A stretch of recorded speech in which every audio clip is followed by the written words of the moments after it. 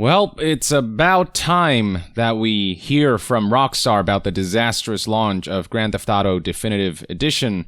They've been oddly silent about the whole situation, but today, on November 19th, we got this blog post on the official Rockstar Games website whose headline reads, "A note from the Rockstar Games team, RE Grand Theft Auto, the Trilogy, the Definitive Edition." I don't think I have to recount the disastrous launch of this game with so many issues ranging from bizarre-looking character models to rain that makes it impossible to see when driving at night to draw distance that removes fog and makes everything look weird. And I mean, this is just scratching the surface. The fact that we're dealing with mobile ports and issues with those ports carry over to the so-called Definitive Edition, you name it. The backlash has been swift. This is now one of the worst user-rated games on Metacritic, in second place right now at 0.4, only beaten by FIFA 21. Like, as far as disasters go, this is, top of the list, near top of the list in recent memory. So what I'd like to do in this video is go through the statement and check out what Rockstar is offering as recompense for the myriad disappointed customers and comment along the way. So, here we go. Hi everyone, we want to provide an update regarding the unexpected technical issues that came to light as part of the launch of Grand Theft Auto the Trilogy, the Definitive Edition. I legit don't understand how all of this came as unexpected to Rockstar, because it really doesn't take long to notice all the technical issues. All you have to do is just play the game for a bit and all this stuff just becomes really apparent. It seems clear that Rockstar didn't really check this game out, or they did and knowingly shipped the game, understanding that it was in a broken state, but they had to meet financial quotas, or the publisher, Take-Two, forced them, whatever it might be. Either way, unexpected is a word that I would not associate with just how many issues there are with the Definitive Edition. I would expect the issues to be fairly obvious if there was extensive playtesting done with this package. The statement continues, "Firstly, we want to sincerely apologize to everyone who has encountered issues playing these games." And yeah, everyone is right, and apart from the issues that I've already mentioned, performance issues on Switch make it near impossible to play on that console. On next-gen consoles or current-gen consoles, Xbox Series X, PlayStation 5, it still runs like crap. It's bad. It's real bad. The Grand Theft Auto series and the games that make up this iconic trilogy are as special to us as we know they are to fans around the world. Well, you could have fooled us given how you've been treating Grand Theft Auto fans with the disrespect shown against the modding community, with the lack of any single-player expansion after the massive success that GTA Online saw, with all of the focus being placed there because of the money it can generate. It doesn't feel like this franchise is special to Rockstar because of what it represents, just special now because it makes Take-Two a bunch of money. That's just the sentiment people have now. The updated versions of these classic games did not launch in a state that meets our own standards of quality or the standards our fans have come to expect. Labeling this an updated version would be a woeful exaggeration.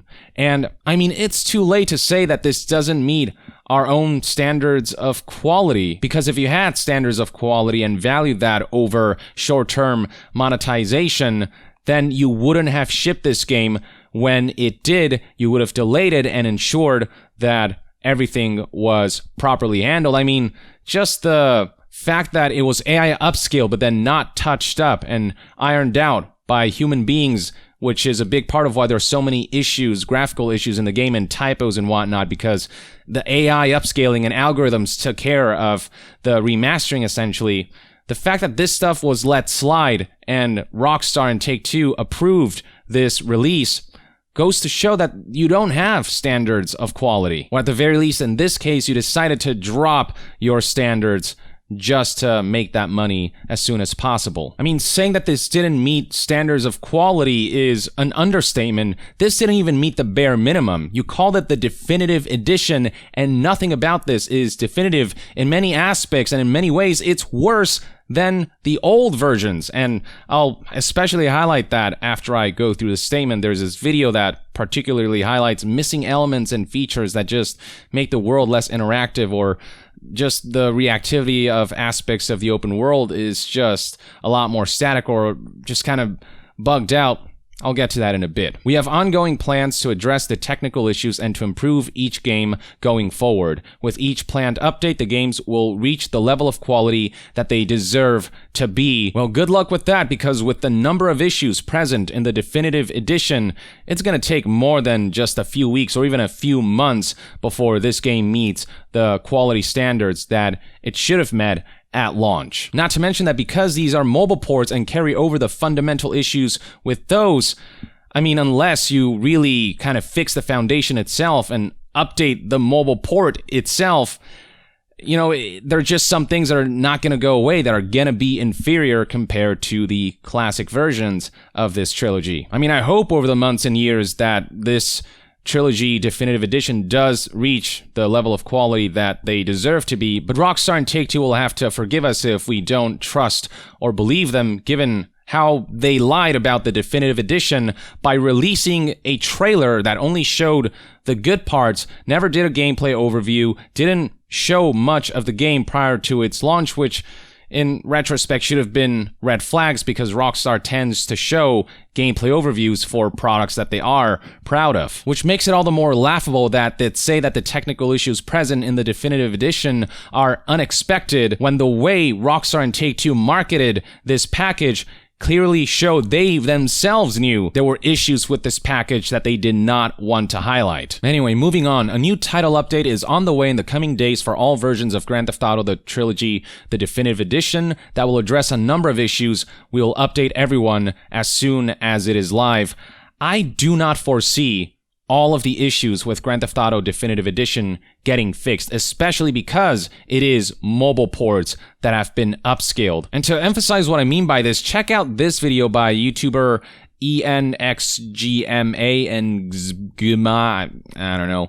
It's a video titled GTA San Andreas Definitive Edition is embarrassing, and it doesn't just highlight issues with visuals, but aspects of simulation and whatnot. So for example, swimming animations and how strange and uncanny they look in Definitive Edition. You'll see that in the original San Andreas, when you're in the water, you know, it just looks a lot more natural. It's just the head that's barely sticking out, as it would happen in real life. In San Andreas, CJ's head remains above water while swimming.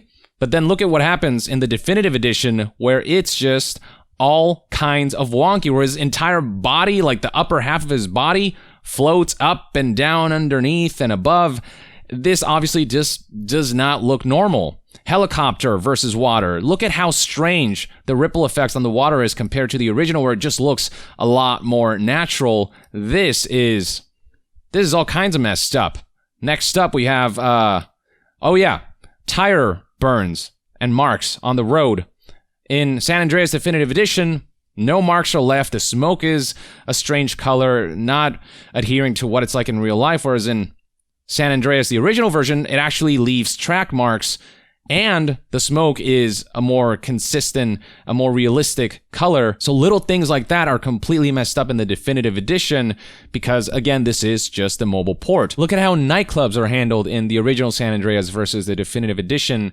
In the original, NPCs are actually dancing in a semi-properly looking way, and there's actual music in the background, whereas if you look at the Definitive Edition and go into the club, while there are some cool new lighting effects, first of all, the animations look janky as all hell, and also, there happens to be no music at the club for some reason. If I click play, this is the actual in-game sound. It's just silence and the occasional footsteps. Gym animations are completely messed up in the Definitive Edition versus the original. You can just see, I mean, what the hell's going on here? And also the animations just look incredibly janky compared to the less janky looking animations in the original.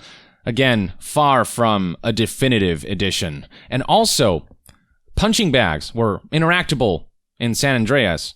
You could actually punch them and they'd sway and move around, but in the Definitive Edition, you cannot interact with them at all. You just kind of clip through them, which reduces the immersion factor and the interactivity factor of what is supposed to be this simulated city. Distant traffic, how it's handled in San Andreas, where it's still 3D models and, you know, they fade away and all that, but, you know, these are older games.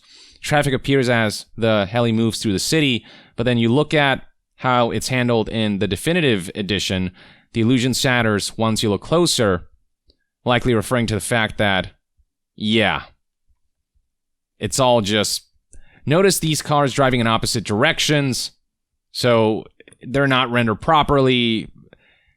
And yeah, this looks all kinds of off and abnormal. So yeah, you get the idea. On a fundamental, foundational level, the definitive edition is a less feature-complete version of these titles, especially where San Andreas is concerned. So cool, in the coming days, we're going to see an update that'll fix a number of issues, whatever they might be, but it seems highly doubtful to me that they can fix all of the issues and truly make this the definitive edition, as on a fundamental level, these ports are just extremely flawed. Moving on, in the meantime, it pains us to mention that we are hearing reports of members of the development teams being harassed on social media. We would kindly ask our community to please maintain a respectful and civil discourse around this release as we work through these issues. And that definitely sucks. This is definitely something that I do not endorse or encourage. Ground floor developers, they're just doing what they're told, and they don't deserve that level of toxic hate and death threats and all these things. There's criticism, that's one thing, but that level of hate and vitriol, that's not constructive or criticism. It helps no one. It doesn't aid the conversation at all. And not to mention, these are not the people behind the decisions that made Definitive Edition the disastrous launch that it was. The statement then concludes with reparations that Rockstar plans to make. While one of the goals of the Definitive Editions was to allow players to enjoy these games on modern platforms for many years to come, we also understand that some of you would still like to have the previous classic versions available for purchase. Recall that with the release of the Definitive Edition, Rockstar removed the classic versions, which completely goes against the idea of game preservation, and maybe this would have been able to fly if the Definitive Editions were successful launches and were successful in being the actual Definitive Editions of the classic trilogy, but we all know how that turned out, completely botched, and people were left with the inferior Definitive Editions being the default versions of the trilogy, with the original classic versions gone from digital storefronts for those who have not purchased it yet, and people being stuck with the inferior, jankier, less consistent versions. But fortunately, the backlash was enough that Rockstar will be adding the classic PC versions of Grand Theft Auto 3, Grand Theft Auto Vice City, and Grand Theft Auto San Andreas back to the Rockstar store shortly as a bundle. Now, the statement specifically mentions the return of the classic PC versions, but what about versions removed from the PlayStation store or the Xbox store? What about those versions? There are plenty of console players out there who would maybe also like to play the classic versions of these games. Will those come back? Well, based on this statement, it would seem as though reparations as far as the return of the classic versions go will only happen on PC. So while this backpedaling on the part of Rockstar is a positive development, unfortunately, it doesn't go all the way. The PS2 versions of GTA are still removed from the PlayStation Store. Going to the PlayStation Store and looking up Grand Theft Auto San Andreas, all you'll see are listings for Grand Theft Auto 5, Grand Theft Auto Online, and of course, the Grand Theft Auto, the Trilogy, the Definitive Edition, but the classic versions are still nowhere to be seen, and based on this statement, it would seem as though there are no plans to return those versions to the PlayStation Store and just on consoles in general. And then one more form of reparation is that additionally, everyone who has purchased Grand Theft Auto the Trilogy, the Definitive Edition for PC from Rockstar Store through June 30th, 2022, will receive these classic versions in their Rockstar Games Launcher library at no additional cost. We will update everyone as soon as these are back in the Rockstar Store. So again, a positive development for PC players, but for console players, no signs that they're going to get free copies of the classic versions. No signs that the classic versions will return in any way, shape, or form. It's better than nothing. We do have the PC classic versions being restored and being preserved, but the console versions are still gone, and that still freaking sucks. That brings us to the last paragraph. Once again, would like to thank everyone for their patience and understanding while we work through these updates to ensure these games meet everyone's justifiably high standards. Understanding is a strong word. People are still baffled and confused as to how a remaster of these PS2 classics could have been so badly botched and mishandled, and how Grove Street Games got the keys to this project when they've had a past history of ports that were not received favorably. But yeah, there you have it, folks. There is some form of apology here, and there is partial reparations that are being made specifically for PC players, but I don't deem this to be anywhere close to enough. At the very least, they should be guaranteeing refunds for anyone who wants it, for anyone who wants to give this product back and get their money in return and spend it on something more worthwhile. Not to say that refunds haven't been issued, but it's this whole process and it's not always guaranteed, and it's just a sucky situation. So yeah, with all said and done, I'm not all that optimistic, and this apology where they try to pretend like they didn't expect the technical issues, which I think is just complete bullshit, doesn't paint a positive picture, and the reparations made here, while nice for PC players, goes nowhere near far enough to start making it up to disillusioned Grand Theft Auto fans. Or at least that's one man's take on Rockstar Statement responding to the disastrous launch of Grand Theft Auto Trilogy Definitive Edition. Let me know in the comments below what your thoughts and opinions are on the statement. Are you as unconvinced by it as I am, or do you think it is a step in the right direction?